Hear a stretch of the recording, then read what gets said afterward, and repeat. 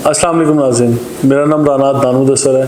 क्या होने जा रहा है आइंदा 3 माह में बहरिया टाउन में, इस पे कुछ कमेंट्स करते हैं। मुझे 100% एक्यूरेट तो नहीं पता, लेकिन कुछ प्रिडिक्शंस कह लें, कुछ अपने एक्सपीरियंस की बुनियाद पे कुछ कमेंट्स करूँगा, बातें करूँगा और एडवांस में बता देता हूँ। आपकी राय मेरी राय से मुख्तलिफ हो सकती है, कमेंट्स में ज़रूर बात कीजिएगा। और आपके कमेंट से मेरी अपनी लर्निंग होती है और इम्प्रूवमेंट होती है मेरे कंटेंट में भी।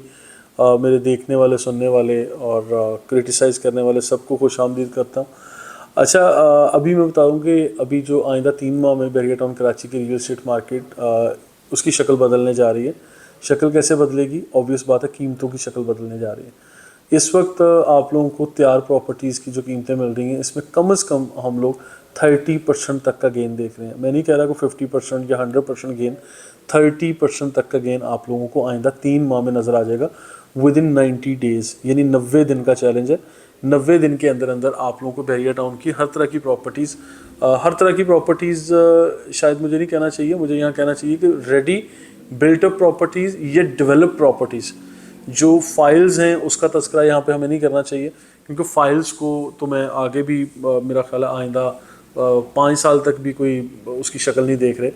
जो आउट ऑफ बाउंड्री वॉल हैं, जो इलीगल लैंड पे चली गई थी या जिनका कोई पुरसाने हाल नहीं है, गुज़िश्ता 8 साल में कुछ नहीं हुआ, तो आइंदा मुझे 2-4 साल में भी कुछ बेहतर नज़र नहीं आ रहा। खैर, हम लोग कमेंट करते हैं कि जो रेडी प्रॉपर्टीज़ हैं उस पर क्या होने जा रहा है। सबसे पहले मैं बात करता हूँ रेडी विलास में। रेडी विलास में 30% तक का गेन आने वाला है नाज़रीन। इसमें शुरुआत होगी बहरिया पैराडाइज, बहरिया स्पोर्ट सिटी और फिर सब विलास में 31 हो, 27 हो, 200 गज़ का हो, 500 गज़ का हो, 350 गज़ हो, 235 गज़ हो या 152 गज़ या 125 गज़ का विला हो। विलास में आइंदा 3 माह में अच्छा खासा गेन आने वाला है, that is up to 30% gain जो मुझे नज़र आ रहा है। अब इसके अलावा दूसरी जो टर्न आती है वो है हमारे रेजिडेंशियल प्लॉट्स की, क्योंकि रेजिडेंशियल मेंबर्स, कस्टमर्स ज़्यादा हैं एज़ कम्पेयर टू कमर्शियल, क्योंकि कमर्शियल में हर किसी का टेस्ट नहीं है, हर कोई इन्वेस्ट नहीं करता। और मैं आप लोगों को ये गाइड करता हूँ कि कमर्शियल प्लॉट्स तो खैर वो भी रिकमेंडेड है, लेकिन मैं पहले रेजिडेंशियल पे कमेंट कर लूँ कि रेजिडेंशियल प्लॉट्स जो हैं इस पर भी अच्छा गेन आएगा, क्योंकि इस वक्त मार्केट में जो अपॉर्चुनिटीज़ हैं इसके 2-3 फैक्टर्स सामने नज़र आ रहे हैं कि लोग इलेक्शन से पहले पहले बाय करना चाहते हैं, कि प्री इलेक्शन फेज़ फिर आफ्टर इलेक्शन फेज़ एक आएगा। और इस पूरे टेन्योर को हमने कोई 90 डेज़ के टाइम फ्रेम के अंदर डिवाइड किया। इसके अंदर जो तब्दीली हम लोग देख रहे हैं वो यही है कि प्लॉट्स की कीमतों में आपको चेंज नज़र आएगा। प्लॉट्स की अभी लोग कह रहे हैं कि फ़लाँ एरिया में बहुत कम कीमत प्रॉपर्टीज़ हैं, मलिक रियाज के अकाउंट फ्रीज़ हो गए, हेड ऑफिस बंद हो गया, ट्रांसफ़र नहीं हो रही, फ़लाँ हो रहा है, फ़लाँ हो रहा है। लेकिन जब हम कहते हैं कि अच्छा जी आपके पास कौन सा प्लॉट पड़ा है, आप मुझे दें, मैं आपको बेच के दूँ, उसके लिए पैसे उठाओ और निकल जाओ बहरिया टाउन से, तो फिर बहुत सारे आप लोगों में से ही कस्टमर्स हैं जो रिस्पॉन्ड नहीं करते, जो ये कहते हैं कि नहीं हमें तो और इंतज़ार करना है। किस चीज़ का इंतज़ार करना है? वो इसी चीज़ का इंतज़ार करना है कि आपको और मुझे, हम सबको पता है कि बहरिया टाउन का फ्यूचर ब्राइट है। यहाँ पे हम सब रहेंगे, सारी चीज़ें इंशाल्लाह यहाँ पे पॉजिटिव होने जा रही हैं। ठीक है, ये केसेस या एक क्राइसिस या इस तरह की जो पैनिक सिचुएशन है, ये पहली दफ़ा मलिक रियाज साहब ये बहरिया टाउन पे नहीं आई। इस तरह से पहले भी कुछ चैलेंजेस आते रहे हैं जिसको फेस किया गया, मलिक साहब ने खुद ही फेस किया। इस फेज़ में भी मलिक अली रियाज साहब हो गए, बहरिया टाउन के मैनेजमेंट हो, मलिक रियाज साहब हो या इनके करीबी जितने भी लोग हैं, वो खुद ही जिस तरह से उनको आ रहे हैं चैलेंज या कोई सवालात या इंक्वायरीज़ हैं या केसेस हैं, उसको रिस्पॉन्ड करना उनका काम है। लेकिन हम लोग बात करें आम आवाम की, जिन लोगों ने यहाँ पे इन्वेस्ट किया हुआ है, हमारा आम ओवरसीज़ कस्टमर, जिसमें आपकी और मेरी बात हो रही है, हम लोग किसी टॉप मैनेजमेंट की बात नहीं कर रहे। अगर आपकी और मेरी इन्वेस्टमेंट की बात हो तो उस हवाले से Bahria Town best and safe and secure place है। सिर्फ आप लोगों को मजबूत असाब का मालिक बनना है। यहाँ पे आप लोगों को राह चलते हुए किसी ख़बरों को अपने ऊपर अंदाज नहीं होने देना, या किसी की रैंडम कॉल पे अच्छा जी यहाँ बहरिया टाउन में लुट गए, मर गए, आप अपनी प्रॉपर्टी बेच दें। ऐसी कॉल्स पे, ऐसे सोशल मीडिया पे आने वाले मैसेजेस पे आप लोगों ने बात नहीं करनी, या इस पे कोई भी उसका असर नहीं लेना, क्योंकि बहुत सारे लोग गुज़िश्ता दिनों भी, अभी भी मैं देखता हूँ कि नेगेटिविटी क्रिएट करते हैं और ऐसे मिर्ची मसाले लगा के चटखारादार किस्म की ख़बरें बहरिया टाउन के बारे में देख के अपनी रैंकिंग इम्प्रूव करते हैं या अपने लाइक सब्सक्राइब लेते हैं। लेकिन खैर वो सिर्फ वक्ती चीज़ है, वो उसमें मैं समझता हूँ वो पायदारी वाली बात नहीं है। मैच्योरिटी या समझता हूँ पायदारी इसी बात में कि आप लोग प्रोजेक्ट की ऑन ट्रू बेसिस या फैक्ट एंड फिगर्स को बेस करते हुए हम लोग अगर बात करें तो वो ज़्यादा अच्छा होगा। अच्छा, अभी वापस आते हैं कि जो विलास पे हमने बात कर ली, रेजिडेंशियल प्लॉट्स पे बात कर ली। इंडिकेशंस क्या हैं? बहरिया ग्रीन्स सबसे छोटी इन्वेस्टमेंट, जो सबसे छोटी लो कॉस्ट इनकम अमाउंट होती है, उसके ऊपर हलचल शुरू होती है, बाइंग सेलिंग शुरू होती है और वो इस टाइम शुरू हो चुकी है। इसके अलावा जो बड़े फार्म हाउसेज हैं 2000 गज़, 4000 गज़, 2 एकड़ 4 एकड़ के यहाँ पे फार्म हाउसेज हैं, उसके ऊपर भी एक्टिविटी जारी है, तो वो लोग भी एक्टिव हो जाते हैं। सबसे बड़ी और सबसे छोटी प्रॉपर्टी पे सबसे पहले जो है वो बाइंग सेलिंग शुरू होती है। एवरेज लोगों को शायद बाद में मैसेज मिलता है। फिर इसके बाद जो सेकंड टाइम है वो मैं अपार्टमेंट्स की तरफ आता हूँ। अपार्टमेंट्स के रेट्स देखिए, ऐसा नहीं है कि 30% इंक्रीज़ हो जाएंगे, लेकिन हाँ 15% तक, 20% तक उसमें भी हमें इम्प्रूवमेंट नज़र आएगी। लेकिन it all depends on the nature of building और क्वालिटी ऑफ द अपार्टमेंट। अगर किसी में क्वालिटी मटेरियल यूटिलाइज़ किया गया तो वो कम कीमत अपार्टमेंट आपको कभी भी नहीं देगा। अगर किसी बिल्डिंग में क्वालिटी मटेरियल यूटिलाइज़ कर लिया गया है, लिफ्ट अच्छी है, मैनेजमेंट अच्छी है, टॉप नॉच उसमें चीज़ें लग गई हैं, किचन वॉशरूम फिटिंग्स हैं, और उसमें अगर टाइल्स अच्छी लग गई हैं, क्वालिटीज़ अच्छी हैं, तो फिर मेरा ख्याल है उसके अंदर कोई भी आपको कॉम्प्रोमाइजिंग रेट में प्रॉपर्टी नहीं देने वाला। और लोकेशन वाइज अगर थीम पार्क के सामने आपकी ऐसी प्रॉपर्टी है, लाइफ टाइम आपको थीम पार्क का व्यू दे रही है, वेस्ट ओपन भी है, हवादार भी है, लाइफ टाइम फ्रंट पे या बैक पे किसी किस्म की कोई बिल्डिंग नहीं आनी, आउट क्लास लोकेशन है, आपको कोई सस्ती प्रॉपर्टी ऑफर नहीं करेगा इस टाइम। और आइंदा आने वाले जो 90 डेज़ के अंदर हम 3 माह में बात कर रहे हैं कि आइंदा 3 माह में क्या होगा, तकरीबन 15 से 20% तक का गेन अपार्टमेंट्स में भी आने वाला है। और जो रेडी टू शिफ्ट अपार्टमेंट्स हैं उसमें गेन शायद उस तरह से ना आए ज़्यादा, क्योंकि वो वन शॉट पेमेंट्स जो हैं या अपफ्रंट पेमेंट जिसमें करनी पड़ती है 100%, उसमें कोई बहुत बड़ा चेंज नहीं आएगा। उसमें आपको कोई 5% चेंज ही आ जाए तो बड़ी बात है, उसमें इतना बड़ा नहीं आएगा, क्योंकि अभी अपॉर्चुनिटीज़ हमारे पास काफ़ी हैं। क्योंकि अभी कच्चा फल जो पकने के करीब है, लोग उसके ऊपर फोकस करेंगे। जो ऑलरेडी पका हुआ है और उसके ऊपर लोगों की तवज्जो कम होगी, क्योंकि वो तो ऑलरेडी दस्तयाब है ही मार्केट में। इसमें इसके अलावा हर तरह के अपार्टमेंट्स इसको जिक्र किया, बहरिया हाइट्स हों, सेंट्रल पार्क हों, पैरागॉन वाले हों या डेस्कॉन के हों, प्रीसिंक्ट 19 के हैं या प्राइवेट बिल्डर्स के हों, किसी भी तरह की लोकेशन को देख के आप लोगों ने लेना है। अच्छा, इसके बाद जो शोरूम्स हैं, ग्राउंड फ्लोर के शोरूम्स हैं, उसकी जो कीमतें नाज़रीन आप लोगों को आज मिल रही हैं, shops, office, commercial space, outlets या शोरूम्स की बात करता हूँ, जो रेट्स आप लोगों को आज मिल रहे हैं, आप यकीन मानिए ये रेट्स आपको आफ्टर 90 डेज़ नहीं मिलेंगे। आफ्टर 3 मंथ्स टाइम फ्रेम आपको ये रेट्स ऑफर कभी भी नहीं किए जाएंगे। आज मार्केट में बहुत अच्छी अच्छी डील्स आई हुई हैं, जिसमें I can disclose the price as well, जिसमें हमारे पास तकरीबन 55,000 रुपये, 65,000 रुपये या 70,000 रुपये पर स्क्वायर फीट पे मुख्तलिफ़ लोकेशन के मुख्तलिफ़ कैटेगरी के शोरूम्स हैं, जो मेन जना एवेन्यू पर भी हैं, एवेन्यू 1, एवेन्यू 2 पर हैं, मिडवे कमर्शियल में हैं, और इवन मिडवे कमर्शियल में हमारे पास कुछ ऐसे शोरूम्स हैं जो 40,000 रुपीज़ पर स्क्वायर फीट पे या 38,000 रुपीज़ पर स्क्वायर फीट पे भी मिल रहे हैं। तो उस पे भी अगर आप अवेल करना चाहते हैं, इट्स अ वंडरफुल टाइम। ये बहुत अच्छी अपॉर्चुनिटी होगी अगर आप लोग अवेल करते हैं। अपफ्रंट वन शॉट पेमेंट भी है और इंस्टॉलमेंट प्लान भी है और ये सारी चीज़ें होंगी। इन सब चीज़ों को देख के इस पे हम लोग कमेंट कर सकते हैं, अपना प्लान कर सकते हैं। अब आखिर में मैं कमर्शियल प्लॉट्स के ऊपर जिक्र करूँगा। कमर्शियल प्लॉट्स बहरिया टाउन में, इस पे हमने कमर्शियल सीरीज़ भी शुरू की हुई है। कमर्शियल सीरीज़ के मुताबिक यहाँ पे जितने भी हमारे पास प्रोजेक्ट्स आ रहे हैं, प्लॉट्स आ रहे हैं, तो इसमें मुझे ये लगता है कि अभी बहरिया टाउन की बाकायदा तौर पे जो कंस्ट्रक्शन शुरू हुई थी वो साल 2019 में हुई थी, जब बहरिया टाउन ने अलाउ किया था कि yes right now this is the right time कि you can start construction over here, we can handle anything, और हम आपको पोजेसन हैंड ओवर कर रहे हैं।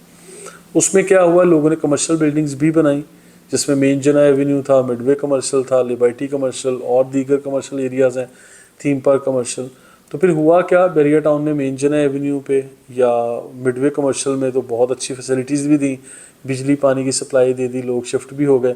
लेकिन रेजिडेंशियल में सम टाइम जहाँ लिबर्टी कमर्शियल की मैं बात करता हूँ, वहाँ अभी तक बिजली पानी की सहूलियत उस तरह से बैरिया टाउन ने प्रोवाइड नहीं की जैसे करनी चाहिए थी। तो वहाँ पे जो है अभी अगर बिल्डिंग्स बन भी गई हैं तो वो फाइनल जो इस इंस्पेक्शंस हैं या कुछ इस तरह की विजिट्स होते हैं बैरिया टाउन की तरफ से, इंस्पेक्शन रिपोर्ट्स पे कहीं ना कहीं एनओसीज वगैरह नहीं मिली, तो वो बैरिया टाउन ने अभी डिले में, पेंडिंग में डाले हुए हैं केसेस।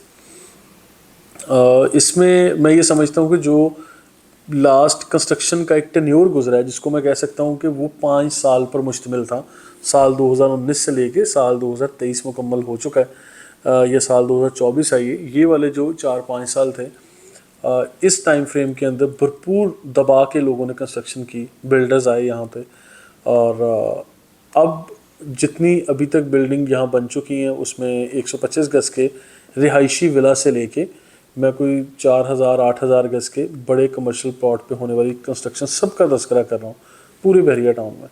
तो यहाँ पे जितनी भी बिल्डिंग्स बनी, उन सब बिल्डिंग्स को अगर हम लोग कहीं ना कहीं देखें तो इन बिल्डिंग्स के बनने में बैरिया टाउन ने भी सीखा, यहाँ पे बिल्डर्स ने भी सीखा, बल्कि यहाँ पे बिल्डर्स ने आके बैरिया टाउन को भी सिखाया कि ये बायलॉज, ये एसओपीज़, ये रूल्स एंड रेगुलेशंस होने चाहिए।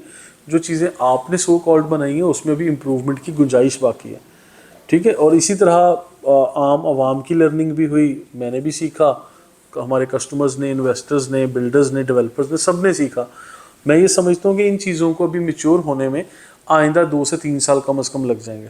अब ये जो 2 से 3 साल का टाइम फ्रेम इसके अंदर होगा, इस टाइम फ्रेम में यानी इन चीज़ों को, जो गुज़िश्ता चीज़ें ऑलरेडी मार्केट में लॉन्च हो चुके हैं प्रोजेक्ट्स, उन प्रोजेक्ट्स को मैच्योर होना है और फिर उसके आउटकम्स आने हैं, आफ्टर इफेक्ट्स आने हैं कि लोगों ने अभी तक प्राइवेट बिल्डर्स के प्रोजेक्ट में रह के नहीं देखा, लोगों ने प्रीसिंक्ट 19 में रह के देखा हुआ और उसका फीडबैक भी हम सबके सामने है।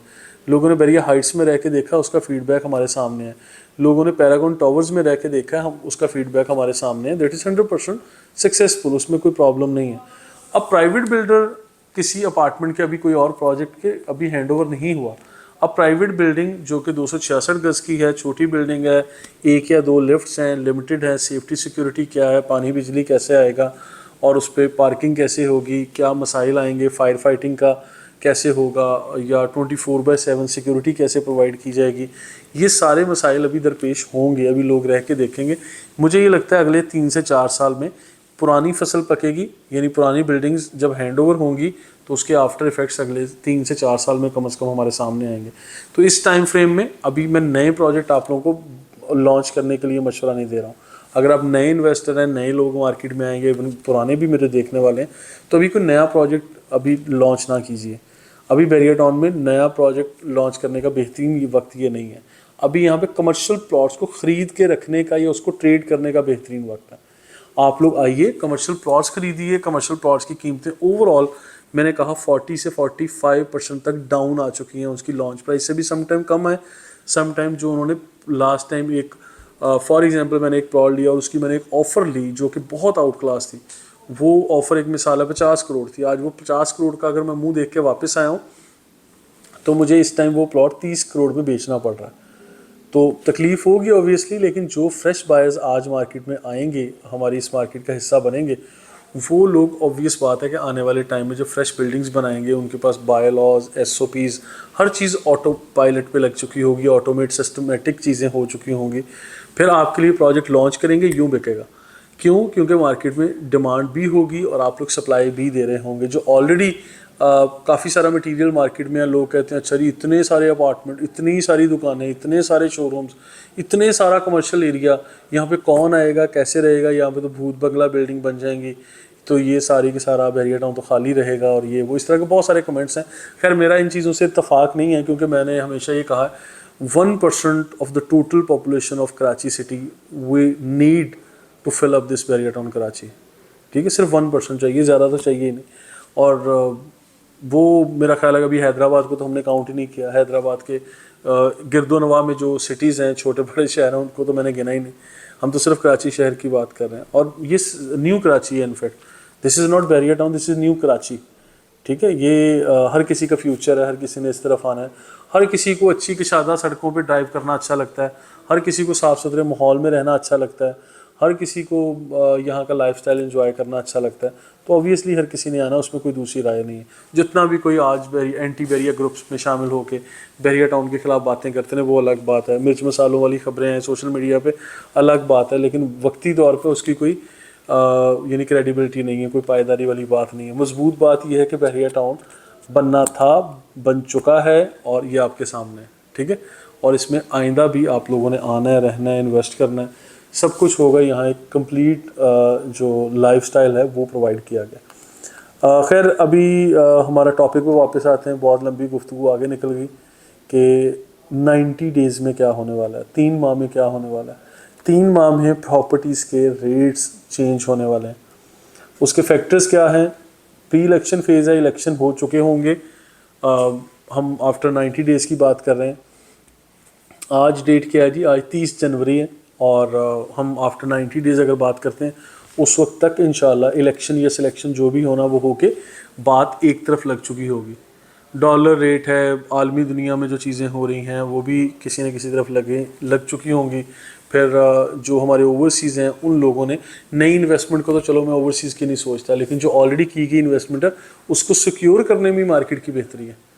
आप लोगों ने नई इन्वेस्टमेंट नहीं करनी ना करें, लेकिन जो पहले वाली इन्वेस्टमेंट है उसको बचाना तो आपकी ड्यूटी में शामिल है कि नहीं, वो उसकी तो फिक्र आपने भी करनी है, मैंने भी करनी है। पुरानी ऑलरेडी की गई इन्वेस्टमेंट को सिक्योर करने के लिए जो ट्रांजैक्शंस होंगी उससे ही मार्केट के रेट यहाँ से यहाँ चले जाएंगे।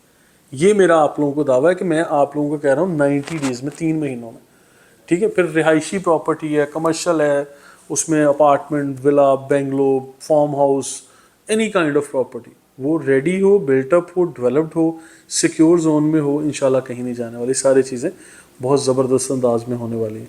तो लिहाजा नाज़रीन, आपके फीडबैक का मुझे इंतज़ार रहेगा। आपने कमेंट्स बॉक्स में भरपूर दबा के कमेंट्स करने और मुझे नज़र आना चाहिए कि आप लोगों ने वीडियो देखी है और कमेंट्स किए हैं।